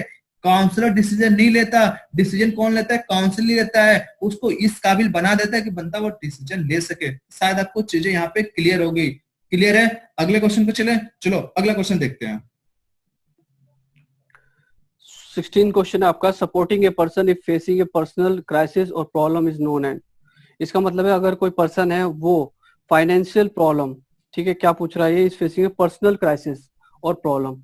इसका मतलब है पर्सनल क्राइसिस में क्या आ जाता है, जैसे कुछ फाइनेंशियल प्रॉब्लम चल रही है, बहुत ज्यादा डिप्रेशन में चल रहा है, तो इस कंडीशन में क्या होता है, अगर आप उसको सपोर्ट कर रहे हो तो आप ये क्या चीज कर रहे हो, कोचिंग कर रहे हो, मेंटरिंग कर रहे हो, काउंसलिंग कर रहे हो। तो जल्दी से बताइए आपका क्या आंसर होगा। तो यहाँ पे देखो बहुत अच्छा क्वेश्चन है। अभी आपको पीछे बताया गया था ऐसा कौन सा पर्सन है जो मतलब देखो एक बंदे के पास प्रॉब्लम है, उसका क्वेश्चन एक तरह से समस्या है, मतलब एक तरह से प्रॉब्लम में घिरा हुआ है, वो प्रॉब्लम को फेस कर रहा है, तो कौन सा पर्सन उसको सपोर्ट करेगा यार? यानी कि व्यक्तिगत संकट या समस्याओं का सामना कर रहे व्यक्ति का समर्थन कौन करेगा? क्या काउंसलिंग करता है, क्या कोचिंग करता है, काउंसलिंग करता है, या फिर ऑल अबव सब कुछ करेगा? यहाँ पे देखो, यहाँ पे जो बच्चे गलत जवाब दे रहे हैं ना, पीछे देखो अभी आपको जवाब दिया गया है, यहाँ पे देखो आप, यहाँ पे ये डेफिनेशन देखो, आपको चीजें क्लियर होगी। यहाँ पे देखो काउंसलिंग सर क्या डिफाइन करता है, क्या चीज परिभाषित करता है, तो यही तो क्वेश्चन आपका, यही तो क्वेश्चन आपका, तो इसका क्या होगा? काउंसलिंग ही होगा ना। यहाँ पे देखो आप, यहाँ पे मैं कुछ अलग नहीं लिख रहा हूँ, जो डेफिनेशन है उसी पे मैंने बनाया कि आपको प्रॉब्लम चीजें क्रिएट ही होगी, आप जो भी प्रॉब्लम आपके माइंड पे क्लियर हो जाएगा। तो ये डेफिनेशन देखोगे तो आपको पता चल गया किसका डेफिनेशन है, काउंसलिंग का। कभी ये देखकर आपको ये पूछ लेगा, कभी आपको ये देख के आपको ये पूछ लेगा, तो क्वेश्चन आपको भाई कैसे भी बन सकते हैं, आपको एक तरह से तैयार रहना है आपको, ठीक है? आपको हमेशा तैयार रहना है इसका जवाब क्या होगा। तो जिसने भी इसका जवाब दिया ऑप्शन नंबर सी यानी कि काउंसलिंग उसका बिल्कुल सही है। काउंसलिंग क्या करता है, आपको जो बंदा पर्सनल प्रॉब्लम प्रॉब्लम उसके सामने फेस कर रहा है उसको सपोर्ट करता है। बाकी कोचिंग क्या होता है, मेंटरिंग क्या होता है, अभी हम आपको लास्ट स्लाइड में क्लियर करने वाले हैं, ठीक है? अगले क्वेश्चन पे चलते हैं। तो क्वेश्चन नंबर 17 आपके सामने है, role of counsellor is, counsellor का रोल क्या होता है? ठीक है, तो यहाँ पे है setting goal, advising and criticising. इसका मतलब है वो आपके लिए गोल सेट करेगा, आपको एडवाइस करेगा, क्रिटिसाइज करेगा। क्रिटिसाइज मतलब आलोचना करेगा। Teaching, advising and encouraging, teach करेगा, आपको एडवाइस करेगा, आपका उत्साह बढ़ाएगा। थर्ड ऑप्शन है asking, listening and helping to come up with own decision. इसका मतलब है आप उसको पहले तो वो सुनेगा, ठीक है, उसके बाद क्या करेगा, हेल्प करेगा कि आप अपने डिसीजन खुद ले सको। और फोर्थ है आपका कॉन्टिन्यूस डेवलपमेंट। इसका मतलब वो ये चाहेगा कि आप धीरे धीरे सफलता की नई नई ऊंचाइयों को छुए, ठीक है। तो जल्दी से बताइए आपका क्या चॉइस है। तो यहाँ पे देखो ये भी आपको बहुत अच्छा क्वेश्चन मैंने बताया था ना, सबसे पहले आपको देख पता होना चाहिए काउंसलिंग किससे मिलकर बनाया था, आपको ये चीजें पता होनी चाहिए। काउंसलिंग का डिफिनेशन क्या होता है, काउंसलिंग का डिफिनेशन क्या होता है, काउंसलर का फोकस क्या होता है, काउंसलर का रोल क्या होता है, ये चीज आपको सारी चीज पता होनी चाहिए। सारे से आपके चीज ये अलग अलग है, ठीक है? तो काउंसलर का रोल क्या होता है भाई, काउंसलर का रोल क्या होता है, वहां पे देखो सपोज करो मैं काउंसलर हो और आप सपोज करो काउंसलिंग हो, तो आप अपनी प्रॉब्लम को मेरे पास लेके आ गए, तो मैं क्या करूंगा, सबसे पहले आपकी प्रॉब्लम को सुनूंगा, क्या करूंगा, आपकी प्रॉब्लम तो एक बार पूछूंगा आपसे कि आपकी प्रॉब्लम क्या है, क्या चीज नहीं है। तो सबसे पहले तो मैं पूछ लिया, फिर पूछने के बाद मैं क्या करूंगा, एक तरह से आपकी प्रॉब्लम को सुनूंगा ना भाई। आप कोई प्रॉब्लम मुझे बताओगे तो मैं आपकी प्रॉब्लम को पहले सुनूंगा। सबसे पहले मैंने पूछ लिया आपसे, आपने बता दिया, फिर मैं आपकी प्रॉब्लम को मैं सुनूंगा, और सुनने के बाद मैं आपके सामने जितनी प्रॉब्लम है मैं आपके अंदर इतना कॉन्फिडेंस पैदा कर दूंगा, ये चीज बता दूंगा आपको कि आप अपने खुद, यहाँ पे मैंने अभी बताया था, आप अपना खुद डिसीजन आप खुद ले सकते हो भाई। अपना डिसीजन आप खुद लोगे, मैं डिसीजन नहीं लूंगा, काउंसलर कभी डिसीजन नहीं लेता है। काउंसलर बस आपको सपोर्ट करेगा, आपको मोटिवेट कर देगा, आपको चीजें बताएगा, ठीक है? तो आपको खुद डिसीजन लेगा, मतलब आपके अंदर इतना कॉन्फिडेंस पैदा कर दूंगा मैं, चाहे काउंसलर जो कर देगा, कि आप डिसीजन खुद लेने के लायक हो जाओगे, ठीक है? तो ये सब आपका किस में मेंशन है, ये सब आपका ऑप्शन नंबर सी में मेंशन है। तो जिसने भी इसका जवाब दिया ऑप्शन नंबर सी, उसका बिल्कुल सही। पहले बात को पूछेगा, सुनेगा, फिर उसको हेल्प करेगा किसके लिए, कि आप अपना खुद का डिसीजन आप खुद ले सको। शायद आपको यहाँ पे चीजें क्लियर होगी। अगले क्वेश्चन पे चलते हैं। अगले क्वेश्चन पे जाने से पहले मैं आपको थोड़ा बहुत इन तीनों के बारे में बता देता हूँ, काउंसलर क्या होता है, काउंसलिंग क्या होता है, इनका रोल क्या होता है, और साथ ही साथ इनका फोकस किस पे होता है, तो आपको चीजें और क्लियर हो जाएगी। हमारा काउंसलिंग क्लियर होगी। इससे पहले हमने क्या पढ़ा, हमने डिस्टेंस लर्निंग पढ़ लिया, ठीक है, हमने स्ट्रेस मैनेजमेंट पढ़ लिया, हमने टाइम मैनेजमेंट पढ़ लिया, हमने लीडरशिप पे क्वेश्चन कर लिया, और हमने स्टार्ट किया था काउंसलिंग। काउंसलिंग हमारा कंप्लीट हो गया। अब मैं आपको ओवरव्यू बता देता हूँ काउंसलिंग क्या होता है। देखो, एक बंदे के पास प्रॉब्लम है, दूसरा बंदा प्रॉब्लम का सॉल्यूशन जानता है। इस बंदे के पास प्रॉब्लम है, इसके पास सॉल्यूशन है। ये क्या किया, ये अपनी प्रॉब्लम को लेके कहां पे पहुंच गया, ये काउंसलर के पास पहुंच गया। तो काउंसलर क्या करेगा, इसकी प्रॉब्लम को पूछेगा, इसकी प्रॉब्लम को सुनेगा, साथ ही साथ क्या करेगा, वो इसको निर्णय लेने के लिए इसको इतना बूस्टअप कर देगा, इसको एक तरह से क्या डिसीजन मेकिंग लेने के लिए इतना इसको कॉन्फिडेंस पैदा कर देगा, फिर डिसीजन खुद लेगा। ये काम कौन कर सकता है, काउंसलर करता है। काउंसलर को हमेशा इंपैथिक होना चाहिए, सिंपैथिक नहीं होना चाहिए, हमेशा इसको इंपैथिक होना चाहिए। और ये क्या होना चाहिए, एक गुड ऑब्जर्वर होना चाहिए, इसके क्वेश्चनों को, इसके प्रॉब्लम को खुद सुने। तो शायद आपको यहाँ पे चीजें क्लियर हो गई। काउंसलिंग हमारा दो सबसे मिलकर काउंसलर प्लस काउंसलिंग। अब बात करते हैं काउंसलर की डिफिनेशन क्या होता है, काउंसलिंग की डेफिनेशन क्या होता है। तो ये होता है हर किसी के सामने क्या प्रॉब्लम है, वो फेस कर रहा है, तो एक ऐसा पर्सन जो उसको प्रॉब्लम को फेस करने में उसको सपोर्ट करता है, ये इसका डेफिनेशन हो गया, आपका काउंसलिंग शब्द हो गया।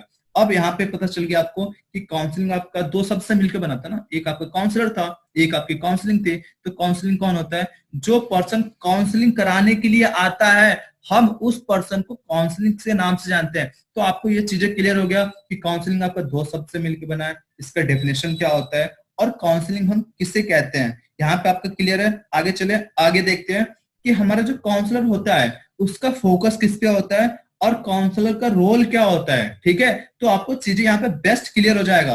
तो काउंसलर का रोल फोकस किस पे होता है? आपके अंदर सबसे पहले बूस्टिंग कॉन्फिडेंस, आपके अंदर जो आपका कॉन्फिडेंस लो हो गया है ना, जब आपके सामने प्रॉब्लम आता है भाई, तो कहीं ना कहीं जो आपका कॉन्फिडेंस है उसका लेवल बहुत कम हो जाता है। तो सबसे पहले क्या करेगा, उसका मेन फोकस क्या होगा? जो कॉन्फिडेंस आपका बहुत नीचे हो गया है, लो हो गया है, उसको क्या करेगा, उसको उस पर फोकस करेगा और आपके कॉन्फिडेंस को बिल्कुल बूस्टिंग करेगा, बढ़ाएगा उसको। और साथ ही साथ क्या करेगा, जो आपकी प्रॉब्लम है उस प्रॉब्लम को सॉल्व करेगा और साथ ही साथ आपको इस लायक बना देगा भाई कि आप डिसीजन खुद ले सको, डिसीजन मेकिंग कर सको। ये तो उसका फोकस हो गया। अब हम बात करते हैं उसका मेन रोल क्या होता है भाई। उससे फोकस तो देख लिया, उसका मेन फोकस भाई इस पे था, उसने उस पर फोकस किया और आपके अंदर बिल्डअप कर दिया उसने। अब देखते हैं उसका रोल क्या होता है। तो रोल क्या है? सबसे पहले आपसे पूछेगा भाई कि आपकी प्रॉब्लम क्या है, आपके बात को सुनेगा और आपको इस लायक बना देगा कि आप अपने डिसीजन खुद ले सको। तो आपको शायद काउंसलिंग में, मुझे नहीं लग रहा कि आज के बाद आपको कभी प्रॉब्लम होगी। अब हम चलते हैं मेंटरिंग पे कि मेंटरिंग हमारा क्या होता है। ठीक है, अगला क्वेश्चन आपके सामने। तो क्वेश्चन है आपके सामने, mentoring is defined as, mentoring किसे कहते हैं? शेयरिंग और गिविंग विजडम और नॉलेज टू द पर्सन। ठीक है, इसमें क्या कर रहे हो आप? ज्ञान दे रहे हो, नॉलेज दे रहे हो to the person. Someone is trying to help, अगर कोई आपकी हेल्प कर रहा है इसका मतलब है वो आपका मेंटोर है।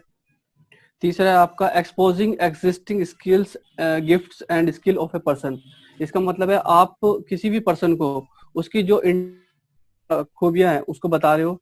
ठीक है, और फोर्थ आपके सामने है, तो जल्दी से बताइए क्या आंसर होगा।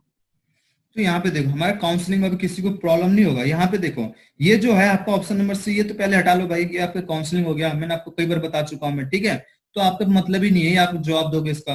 अब बाकी अब तीन ऑप्शन बचे, आपको जवाब देना है मेंटरिंग क्या है, उसका डेफिनेशन क्या होता है, क्या चीज होता है मेंटरिंग। तो आपको चीजें अभी लास्ट में क्लियर करूंगा एक चीज। अभी आप यहाँ पे जवाब दो कि मेंटरिंग क्या होता है, तो आप कमेंट सेक्शन में इसका जवाब दे सकते हो। तो मैं आपको हल्का फुल्का आपको बता देता हूँ। मेंटरिंग आपका दो शब्द से मिलकर बना होता है, एक होता है मेंटर, दूसरा होता है मेंटी। मेंटर के पास बहुत से विजडम होते हैं, उसके पास नॉलेज होता है, उसके पास एक्सपीरियंस होता है, मतलब बहुत चीज होता है उसके पास। जब और मेंटी के पास भी होता है, बिल्कुल उसके पास भी होता है, पर उसके लेवल उसका बहुत कम होता है। वो भी चाहता है भाई कि मैं अपना लेवल को बढ़ा लूं, तो किसके पास जाता है? आपके मेंटर के पास जाता है। तो मेंटर क्या करते हैं? अपने विजडम को, अपने नॉलेज को उस पर्सन को क्या करता है? शेयर करता है, चाहे उसको गिविंग करता है, उसको देता है। ये कौन करता है? ये आपका मेंटरिंग करता है। तो शायद आपको चीजें यहाँ पे क्लियर हो गया आपका। ठीक है, ये किसका डेफिनेशन है? ये आपका काउंसलर, एक काउंसलिंग का है। ये किसका है? मेंटरिंग का है। और ये किसका जवाब है?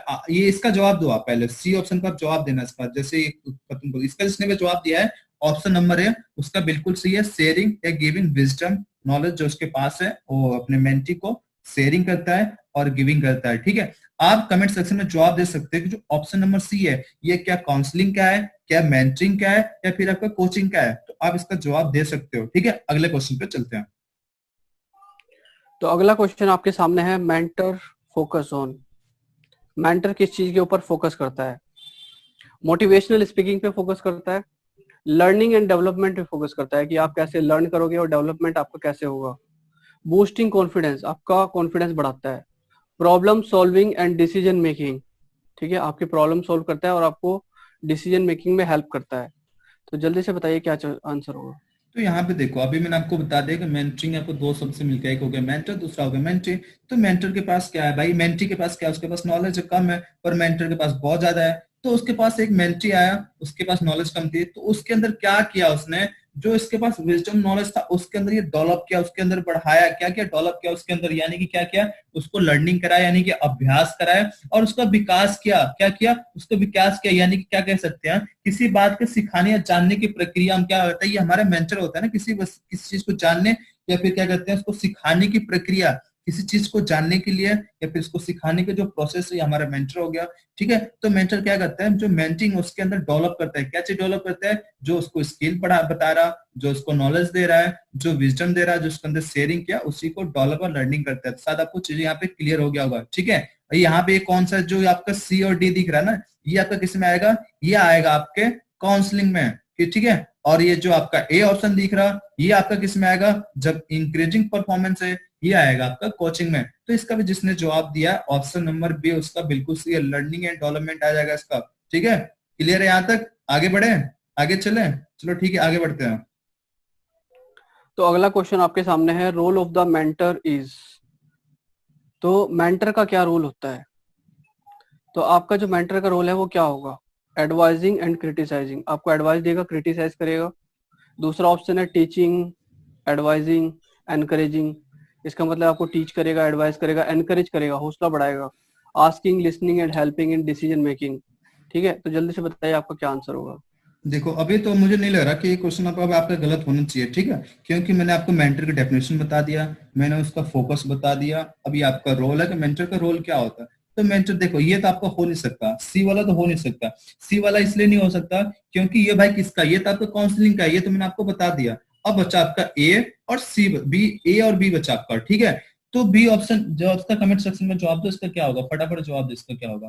तो इसका जिसने भी जवाब दिया ऑप्शन नंबर बी, यानी कि टीचिंग, एडवाइजिंग, इंकरेजिंग, ये चीज होता है आपका, ये आपका मेंटर, इसका मेंटर का मेन रोल होता है, ठीक है। यानी क्या करता है, उसको टीचिंग देता है, उसको एक तरह से एडवाइस देता है, और उसको एक प्रोत्साहन करता है कि भाई जो तुम मेरे अंदर से मेरे से नॉलेज लेने आए हो, जो विजडम लेने आए आप ले सकते हो, प्रोत्साहित करता है, वो उसको एडवाइस करता है, उसको टीचिंग सिखाते हैं, ठीक है। इसका रोल क्या था, सॉरी इसका फोकस किस पे था, तो फोकस था लर्निंग और डेवलपमेंट पे था। रोल क्या है, रोल है टीचिंग, एडवाइजिंग और इंकरेजिंग। तो शायद आपको चीजें क्लियर हो गया होगा। क्लियर यहाँ तक? आगे बढ़े, चलो आगे देखते हैं। तो अगला क्वेश्चन आपसे पूछ रहा है कि जो मेंटोर है और जो मेंटी है, इनका जो रिलेशनशिप है वो क्या कहलाता है? तो जल्दी से बताइए क्या आंसर होगा। ये आपका मेंटरिंग का लास्ट चैप्टर क्वेश्चन है, इसके बाद फिर हम काउंसलिंग देखेंगे, फिर हम 4P और 7P के बारे में थोड़ा बहुत देख लेंगे, ठीक है। यानी कि अगर देखा जाए तो आज का जो टॉपिक है ना हमारा बहुत बेस्ट है आपका, करीब इसमें से 4-5 क्वेश्चन तो आपके पेपर में आने हैं, ठीक है। तो ये जो क्वेश्चन आपका, ये बहुत अच्छा क्वेश्चन अगर देखा जाए इस वाले चैप्टर से, काउंसलिंग मेंटरिंग से, तो बहुत प्यारा क्वेश्चन आपका। मेंटर प्लस मेंटी के बीच का जो रिलेशनशिप होता है, ये कौन सा कहलाता है, कि काउंसलर काउंसलिंग रिलेशनशिप कहलाता है, कोच और ट्रेनिंग कहलाता है, इंस्ट्रक्टर और ट्रेनिंग कहलाता है, गुरु और शिष्य कहलाता है। तो मुझे तो नहीं लग रहा कि कमेंट सेक्शन में किसी का जवाब अभी तक मैंने चेक किया किसी के गलत आया हो। तो यहाँ पे मुझे लग रहा 100% बच्चों का जवाब सही है। क्या है इसका, इसका आपका ऑप्शन नंबर डी, यानी कि गुरु और शिष्य, ठीक है। जो अगर आप ये सोच रहे हो कि इंस्ट्रक्टर ट्रेनिंग की नहीं है, भाई इंस्ट्रक्टर का तो काम है पढ़ाना यार, हर ट्रेनर को पढ़ाएगा वो, पर गुरु तो अपना शिष्य को खुद सिलेक्शन करता है ना। आपने शायद मूवी वगैरह में देखा होगा, पर रियल चीज है, ठीक है। हर गुरु इंस्ट्रक्टर नहीं हो सकता आपका, पर हर इंस्ट्रक्टर आपका, हाँ ठीक है, हर गुरु आपका इंस्ट्रक्टर नहीं हो सकता, पर हर गुरु इंस्ट्रक्टर हो सकता है, ठीक है। गुरु आपका गुरु होता है यार, आपको एक तरह से वो बस नॉलेज देना नहीं होता, आपके हर चीज में एक तरह से आपको सपोर्ट करता है, वो आपके अंदर डेवलप करेगा, आपको चीज बताएगा, आपको मार्गदर्शन देगा, यानी कि एक तरह से मिला के आपका ओवरऑल आपको पूरा फोकस रखेगा वो, ठीक है। यहाँ तक क्लियर है? अब मैं काम करता हूँ, आपको एक ओवरव्यू बता देता हूँ कि काउंसलिंग मेंटर क्या होता है, मेंटी क्या होता है, इनका रोल क्या होता है, फोकस क्या होता है, तो आपको चीजें और क्लियर हो जाएगी। तो यहाँ पे हमने क्या किया है, मेंटरिंग को हमने 2 भागों में डिवाइड कर दिया है। एक का नाम हमने मेंटर कर दिया, दूसरे का नाम हमने मेंटी कर दिया। मेंटर क्या आपका गुरु है, और मेंटी क्या ये आपका शिष्य क्या है, ठीक है। तो आपको यहाँ पता चल गया इनके बीच में कौन सा रिलेशनशिप है, तो इनके बीच में आपका गुरु और शिष्य का रिलेशनशिप। अब देखो इसके पास विजडम है, नॉलेज है, एक्सपीरियंस है, स्किल है, भाई बहुत चीज है इसके पास, ठीक है, कोई वो लिमिट नहीं है इसके पास है, बहुत कम मात्रा में। ये चाहता है कि मैं अपने स्किल को, अपने नॉलेज को, अपने विजडम को थोड़ा सा इंप्रूवमेंट कर लूं, तो ये मेंटर के पास मेंटर के पास जाता है। मेंटर क्या करता है, ये अपना विजडम को, अपने नॉलेज को, ठीक है, ये इस पर्सन को क्या करता है, शेयरिंग करता है, चाहे देता है, गिविंग करता है। तो आपको चीजें यहाँ पे क्लियर होगी कि 2 चीजें। अब मैं आपको थोड़ा सा इनके डेफिनेशन के बारे में बता देता हूँ, तो आपको चीजें और क्लियर हो जाएगी। तो मेंटरिंग के क्या है, उसके पास नॉलेज है, उसके पास विजडम है, उस पर्सन को क्या करेगा, वो नॉलेज वो विजडम उसको देगा या शेयरिंग करेगा, ये इसका डेफिनेशन हो गया आपका, ठीक है। रोल क्या है, इसने क्या किया, इसके पास विजडम था, इसके पास नॉलेज था, तो जब इसको दिया उसने, तो चाहेगा ना इसके अंदर डेवलप हो, उसको लर्निंग कराएगा, उसको चीजें सिखाएगा, उसके अंदर डेवलप करेगा ना वो चीजें, नॉलेज और जो विजडम उसको दे रहा है, तो उसके अंदर डेवलप करेगा, उसको लर्निंग करेगा, उसको सिखाएगा। अगर रोल के बारे में बात करें तो रोल क्या है इसका, तो रोल है इसका टीचिंग का है इसका, ठीक है, इसका रोल क्या है, टीचिंग का है इसका। साथ ही साथ रोल क्या है इसका, एडवाइजिंग का है, और साथ साथ का इंकरेजिंग का, यानी इसको प्रोत्साहित करेगा, इसको सलाह देगा और इसको चीजें सिखाएगा, शिक्षण शिक्षण करेगा। तो शायद आपको यहाँ पे चीजें क्लियर होगी। मेंटरिंग दो शब्द से मिलकर बना है, इसका डेफिनेशन क्या है, इसका फोकस क्या है, इसका रोल क्या है। तो मुझे तो नहीं लग रहा कि आज के बाद आपको मेंटरिंग शब्द में प्रॉब्लम होगा, ठीक है। अब हम चलते हैं कोचिंग शब्द, जो तीसरा हमारा है। तो अगला क्वेश्चन आपके सामने आ गया, अब इसका जवाब दो। तो जैसा कि आपने पहले क्वेश्चन किए, आपको पता चला काउंसलिंग क्या होती है, मेंटरिंग क्या होती है। तो ये जो हमारा क्वेश्चन है कोचिंग से संबंधित है। तो मेरे ख्याल से जितने अच्छे तरीके से सर ने समझाया, आपको क्लियर हो गया होगा काउंसलिंग में क्या होगा और मेंटरिंग में क्या हो गया। तो काफी एक महीन लाइन होती है इन तीनों के बीच में, जो आपको क्लियरली पता होनी चाहिए। तो ये जो क्वेश्चन है ये आपका कोचिंग से रिलेटेड है कि कोचिंग के अंदर क्या होता है। तो यहाँ पे 4 ऑप्शन है आपके सामने, जल्दी से बताइए क्या आंसर होगा। तो मुझे तो नहीं लग रहा, क्योंकि पहले बात तो आप पता क्या होते हैं, जब आप पहले आपको चीजें क्लियर होता है ना, जैसे मैंने आपको 2 चीज बता दिया, आपको क्या काउंसलिंग बता दिया, आपको मेंटरिंग बता दिया। तो काउंसलिंग मेंटरिंग का जो भी इसका डेफिनेशन होगा, आप तो पहले उसको स्किप कर दोगे। अब बचेगा आपके पास 2 डेफिनेशन, तो 2 डेफिनेशन में आप पता कर लोगे, यानी कि एक तरह से मिला जुला के कहें तो आप इसका अच्छे से जवाब दे सकते हो। यहाँ पे देखो आप, पहला क्या आपका शेयरिंग, गिविंग, विजडम, नॉलेज। तो आपको ये तो पता चल गया भाई, जो ये नॉलेज और शेयरिंग करता है, विजडम करता है, ये कौन करता है, ये तो आपका कौन करता है, मेंटरिंग करता है। ये तो भाई आपका गलत है। अब हम बात करते हैं ऑप्शन नंबर डी पे। तो ऑप्शन नंबर डी क्या है, उस पर्सन के पास प्रॉब्लम था जो फेस कर रहा था, उसको किसने सपोर्ट किया था, काउंसलिंग किया था। यानी भाई ए और सी तो हमारा हो नहीं सकता, इतना तो कंफर्म है आपका, ठीक है।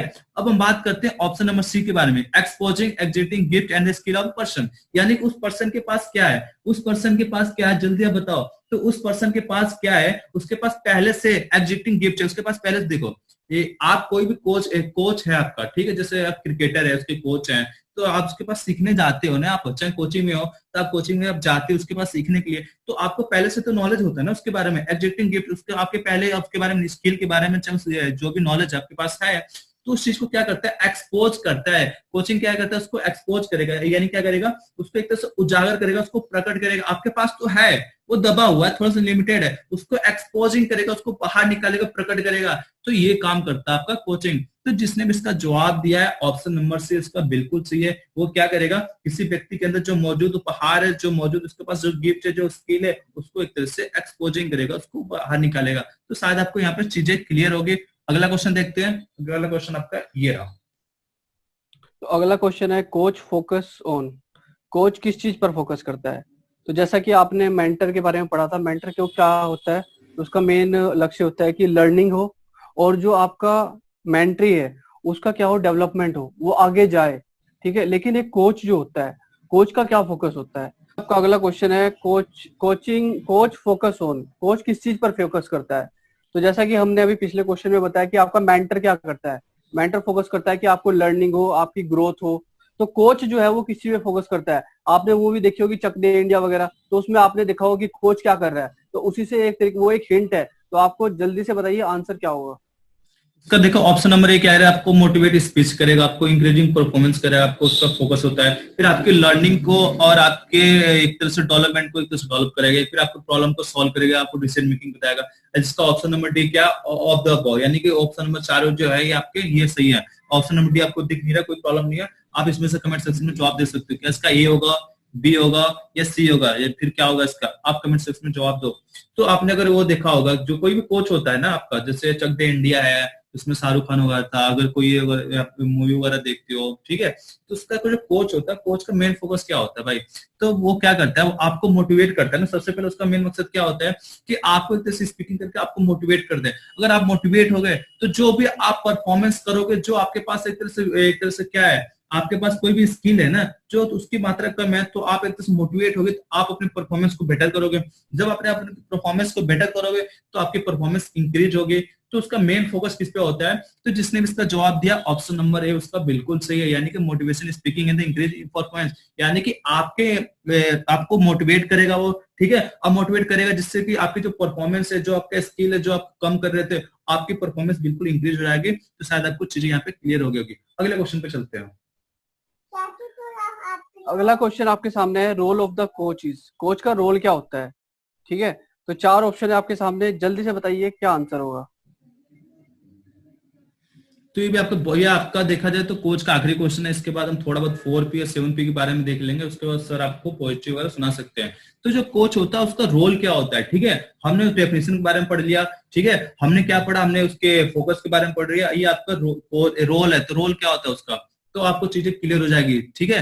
तो यहाँ पे देखो ऑप्शन सी तो आपका नहीं हो सकता, ये किसका रोल होता है, ये तो काउंसलिंग का रोल होता है। बाकी बी ऑप्शन के बारे में बात करें, बी ऑप्शन क्या कह रहा आपसे, बी ऑप्शन आपसे ये कह रहा कि आप क्या कर रहे हो, ठीक है, बी ऑप्शन क्या कह रहा है आपका, टीचिंग, एडवाइजिंग, इनकरेजिंग, ये आपका किस में आता है, ये आपका मेंटरिंग में आता है। ऑप्शन नंबर ए क्या कह रहा कि आपके जिंदगी में गोल सेट करेगा, आपको एडवाइस देगा, और एडवाइस देने के बाद क्या करेगा भाइयों, एडवाइस देने के बाद तो लास्ट में क्या करेगा, तो एडवाइस देने के बाद वो आपकी एक तरह से क्या करेगा, एक तरह से क्रिटिसाइजिंग करेगा, क्या करेगा, क्रिटिसाइजिंग करेगा, यानी क्या करेगा, आपकी एक तरह से आलोचना करेगा। भाई देखो तो उसका रोल क्या है, आपको कोई काम दिया, उसको गोल सेट किया, अगर आपने गोल को अच्छे से प्राप्त किया तो आपकी आलोचना करेंगे ना, अगर अच्छे करोगे तो उसकी आलोचना करेगा वो, आपने खराब किया तो उसकी करेगा, खराब करोगे तो इसलिए करेगा कि आप कहीं ना कहीं जो आप गलतियां कर रहे थे आपको आपकी गलती के बारे में पता चलेगा और फिर आप उस चीजों को बेटर तरीके से कर पाओगे, ठीक है। तो जिसने भी इसका जवाब दिया ऑप्शन नंबर है उसका बिल्कुल सही है, ठीक है। तो जो आपका कोच का जो रोल होता है वो होता है आपके लाइफ में गोल सेट करता है, आपको एडवाइस देता है और आपकी एक तरह से क्रिटिजिंग करता है, ठीक है, यानी कि क्रिटिसाइजिंग करेगा, यानी कि आपकी एक तरह से आलोचना करेगा वो, ठीक है। अगला क्वेश्चन देखते हैं, आपका एक तरह से जो कोचिंग है इसका मेन पर्पज क्या होता है, भाई ये कोच होता है उसका मेन पर्पज क्या होता है, तो मैंने आपको अभी बताया उसका मेन पर्पज आपका एक ही होता है, ठीक है। ये प्रॉब्लम सॉल्विंग, ये तो आपका काउंसलिंग में आ गया, ये आपका किस में आ गया, ये आपका उसमें आ गया, किसमें क्या कहते हैं, मेंटरिंग में आ गया। अब बच्चा आपका ऑप्शन नंबर है, यानी कोचिंग का मेन पर्पज क्या होता है, उसका मेन पर्पज होता है आपकी जो परफॉर्मेंस है, आपकी परफॉर्मेंस को इंक्रीज किया जाए, क्या किया जाए, आपकी परफॉर्मेंस को इंक्रीज किया जाए। तो जिसने भी इसका जवाब दिया है option number A, increasing performance, उसका बिल्कुल सही है। अब मैं थोड़ा सा आपको बता देता हूं कि कोच क्या होता है, क्या डेफिनेशन होता है, क्या चीज होता है, ठीक है।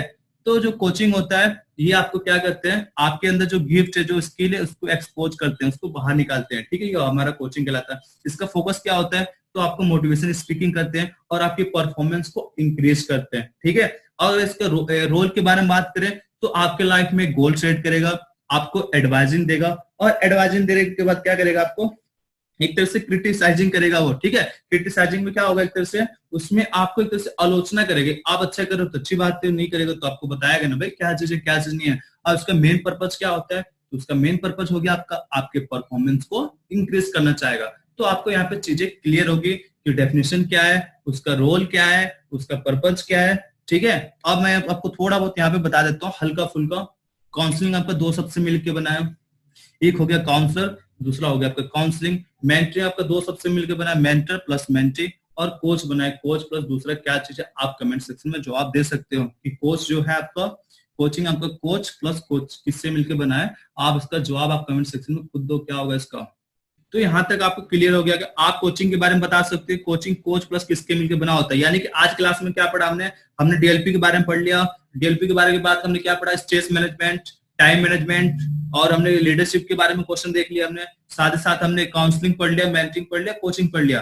तो हमारा यहाँ तक क्लियर हो गया, ठीक है। अब हम थोड़ा बहुत क्या करते हैं, इसका लास्ट क्वेश्चन देखते हैं, ठीक है। और इसके बाद हम क्या करते हैं, तो बहुत प्यारा क्वेश्चन आपका, कॉमन मीनिंग क्या निकल के आता है, कोचिंग हो चाहे मेंटरिंग हो चाहे काउंसलिंग हो, इन तीनों का मेन मतलब क्या होता है, मेन मीनिंग क्या होता है तीनों का। देखो काउंसलिंग भी आपकी हेल्प करता है, कोचिंग में आपकी हेल्प करता है, मेंटरिंग में आपकी हेल्प करता है, और काउंसलिंग में आपकी हेल्प करता है, ठीक है। पर तीनों का मेन मतलब क्या होता है, मेन एक कॉमन अगर अलग निकालोगे ना, हर चीज से कॉमन होता है। आपने एलसीएम वगैरह पढ़ा, एचसीएफ पढ़ा होगा आपने, तो एचसीएफ में क्या करते हैं, कॉमन वर्ड निकालते हैं जो तीनों में कॉमन होता है, ठीक है। यानी आपको तीन में दे दिया जाएगा 40 42 45 ऐसे करके, आपको इसमें से एलसीएफ निकालना है, इसमें से एचसीएफ निकालना है आपको, तो आप निकालते हैं तीनों में से कॉमन। तो तीनों का मेन कॉमन क्या होता है, तो जिसने भी इसका जवाब दिया ऑप्शन नंबर ए, यानी कि someone is trying to help, यानी तीनों मिलकर किसी न किसी तरह से दूसरों की हेल्प करने की ट्राई करते हैं। चाहे आपकी कोचिंग हो, चाहे मेंटरिंग हो, चाहे आपकी काउंसलिंग हो, तीनों आपकी हेल्प करते हैं। वो अलग बात है कि कोचिंग अलग तरीके से हेल्प करेगा, मेंटरिंग अलग तरीके से हेल्प करेगा, और काउंसलिंग आपकी अलग तरीके से हेल्प करेगा। यानी कि ये आपका ऑप्शन नंबर ए हो जाएगा। अगर हम ऑप्शन नंबर सी के बारे में बात करें तो ये आपका किसका डेफिनेशन है, supporting a person facing the person problem, ये आपका काउंसलिंग का है, ठीक है। काउंसलिंग का आपका ऑप्शन नंबर ए है डेफिनेशन। डेवलपिंग स्किल पर्सन, ये आपका ऑप्शन नंबर कौन सा, ये मेंटरिंग का डेफिनेशन नहीं, ये आपका कोचिंग का डेफिनेशन है, किसका है, डेवलपमेंट स्किल, हाँ पर्सन, हाँ जब स्किल आ गया ना आपका ये कि आपके जो परफॉर्मेंस उसको डेवलप कर रहा और एक एक्सपोजिंग कर रहा, तो ये आपका कोचिंग हो गया। और जो आपके विजडम है, नॉलेज है, ये शेयर कर रहा, तो ये आपका मेंटरिंग है। ये आपका मेंटरिंग का डेफिनेशन है, ये आपके काउंसलिंग का डेफिनेशन है, ये आपके कोचिंग का डेफिनेशन है। और तीनों का जो मेन कॉमन मतलब निकल के आएगा, समवन ट्राइंग टू हेल्प। तो शायद आपको चीजें यहाँ पे क्लियर होगी। अब मैं आपको काम करता हूँ, थोड़ा बहुत 4P और 7P के बारे में बता देता हूँ फटाफट, फिर प्रेम सर आपको एक शायरी फटाफट सुनाने वाले हैं और आज की क्लास को यहाँ पे दी एंड करने वाले हैं। तो यहाँ पे बच्चे पूछ रहे थे 4P के बारे में बता दो। ये आपको सीक्वेंस में बताने के लिए आया कि आपको सीक्वेंस में पता होना चाहिए। तो ये आपका क्या है, ये क्या आपका 4P या 7P, आप कमेंट सेक्शन में जवाब दे सकते हो। तो ये है आपका 4P। 4P क्या है, आपके मार्केटिंग मिक्स का बिल्कुल बेसिक है। मार्केटिंग मिक्स जो स्टार्ट हुआ था वो आपके 4P से हुआ था। और 4P का नाम क्या है, तो उसका नाम है आपका ट्रांजिशनल मार्केटिंग मिक्स। तो आपको इस सीक्वेंस में नाम पूछे जाते हैं, हमसे पूछ लेगा 3P, तीसरा P है उसका नाम क्या है, दूसरा P उसका नाम क्या है। तो जो पहला P उसका नाम प्रोडक्ट है, जो दूसरा P उसका नाम प्राइस है, और जो तीसरा P उसका नाम प्रमोशन है, और जो चौथा नाम है आपको ये प्लेस है। बिल्कुल सीक्वेंस में आपको पता होना चाहिए। आपका क्वेश्चन क्या से क्या बनता है कि जो आपका बेसिक है वो कौन सा, आपका कौन सा मार्केटिंग मिक्स आपका बेसिक होता है। तो वो आपका 4P है। आपके सीक्वेंस में नाम पूछ लेगा और आपसे ये पूछ लेगा 4P को और किस नाम से जानते हैं, हम उसको ट्रांजिशनल मार्केटिंग मिक्स के नाम से जानते हैं। तो आपको यहाँ पे चीजें थोड़ा सा क्लियर हो गया। अब मैं आपको बता देता हूं, देखो 4P हमारा तो क्लियर हो गया। अब हमने काम किया, हमने क्या किया, हमने 3 न्यू एलिमेंट को हमने ऐड कर दिया। और किसमें ऐड किया हमने, तो हमने किया उसको ट्रेडिशनल मार्केटिंग मिक्स, यानी कि हमने 4P में 3 और नए एलिमेंट को हमने ऐड कर दिया। तो हमें क्या मिला, 7P। क्या मिला हमें, 7P। और 7P को हम किस नाम से जानते हैं, तो हम इसको जानते हैं एक्सटेंडेड मार्केटिंग मिक्स। अब हम एक्सटेंडेड मार्केटिंग मिक्स क्यों जानते हैं भाई, देखो हमारे पास 4 था, हमने 3 पीस में ऐड किया, यानी एक्सटेंड किया ना, उसको बढ़ाया हमने, तो हम इसको इसलिए एक्सटेंडेड मार्केटिंग मिक्स के नाम जानते हैं। ठीक है, तो शायद आपको चीजें क्लियर हो गया होगा। मार्केटिंग मिक्स क्या है, एक ऐसे एक ऐसा रणनीति है मार्केटिंग करने के लिए जो आपके मार्केटिंग को एक तरह से हाई लेवल पे ले जाता है। ठीक है, तो आपको यहाँ पे क्लियर हो गया कि 4P को हम किस नाम से जानते हैं, 7P को हम किस नाम जानते हैं, जो 4P उसका सीक्वेंस क्या है। अब हम यहाँ पे देख लेते हैं जो 7P है उसका सीक्वेंस क्या है, आपसे पेपर में पूछ लेता है। तो आपके जो ट्रांजिशनल मार्केटिंग मिक्स था, यानी कि जो मार्केटिंग मिक्स का जो बेसिक था आपका 4P था। पहला आपका प्रोडक्ट था, दूसरा आपका प्राइस था, तीसरा आपका प्रमोशन था, और चौथा आपका प्लेस था। तो आपको सीक्वेंस में ये पता चल गया। ठीक है, हमने क्या किया, हमने 3P को और ऐड कर लिया, हमने एक्सटेंड कर दिया, उसको बढ़ा दिया। तो आपका 5वां P क्या है, 5वां P हो गया आपका पीपल हो गया, 6ठा P आपका प्रोसेस हो गया, और 7वां P आपका फिजिकल एविडेंस हो गया। तो आपको सीक्वेंस में पूछ लेगा, आपसे पूछ लेगा कि जो 5वां P है उसका नाम क्या है, जो 6ठा P है उसका नाम क्या है, जो 7वां P उसका नाम क्या है, जो चौथा P उसका नाम क्या है। तो आपको पता होना चाहिए। तो 4P को हम ट्रांजिशनल मार्केटिंग मिक्स कहते हैं, 7P को हम एक्सटेंडेड मार्केटिंग मिक्स कहते हैं, उसका सीक्वेंस ही है। तो आप इसका याद कर लो। ठीक है, इसके अलावा मैं थोड़ा बहुत आपको 8P के बारे में बता देता हूँ, फिर उसके बाद आज क्लास को खत्म करते हैं। ठीक है, तो 7P में क्या था, हमारा प्रोडक्ट था, फिजिकल एनवायरमेंट था, प्राइस था, पीपल था, प्रमोशन था, प्लेस था। यानी यहाँ पे देखो 4P में क्या था हमारा, प्रोडक्ट, प्राइस, प्रमोशन और प्लेस। ये जो आपको ये वाला कलर दिख रही है आपकी 4P है, जो बिल्कुल सीक्वेंस है। 7P में क्या था, 7P में आपका पीपल, प्रोसेस और फिजिकल एनवायरनमेंट। ये आपका 4P, ये 1 नंबर पे ये, 2 नंबर पे ये, तीसरे नंबर पे, चौथे नंबर पे आपका 4P हो गया। 7P में क्या है, 5वां P ये आपका है, 6ठा P ये आपका है, और 7वां P ये है। 8वां P के बारे में पूछ लेते हैं, जो 8वां P है मार्केटिंग, उसका नाम क्या है 8वें वाले P का, तो उसका नाम है आपका प्रोडक्टिविटी एंड क्वालिटी। तो आपको यहाँ पे चीजें क्लियर होगी कि हमारा 4P क्या है, 7P क्या है, इसके सीक्वेंस क्या है, और जो 8वां P है उसका नाम क्या है। शायद आपको यहाँ पे चीजें क्लियर होगी। तो आज के लिए इतना ही रखते हैं। ठीक है, प्रेम सर अभी आपको शायरी सुनाने वाले हैं, इसके बाद हम कल आपसे मिलेंगे सेम टाइम पे। ठीक है प्रेम सर। तो उम्मीद है कि आपको आज का सेशन काफी अच्छा लगा होगा। तो जाते जाते एक पोएट्री आप सबके लिए कि यूं ही बेसबब ना फिरा करो, कोई शाम घर में भी रहा करो, वो गजल की सच्ची किताब है, उसे चुपके चुपके पढ़ा करो। कोई हाथ भी ना मिलाएगा, कोई हाथ भी ना मिलाएगा जो गले मिलोगे तपाक से, कोई हाथ भी ना मिलाएगा जो गले मिलोगे तपाक से।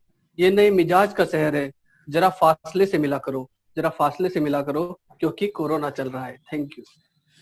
तो आपको शायद क्लास अच्छी लगी। अपना जो भी फीडबैक वगैरह है आप कमेंट सेक्शन में दे सकते हो फीडबैक में कि आप सर ऐसे करके और इम्प्रूवमेंट कर सकते हो, जैसे भी होगा हम इम्प्रूवमेंट करेंगे, ठीक है।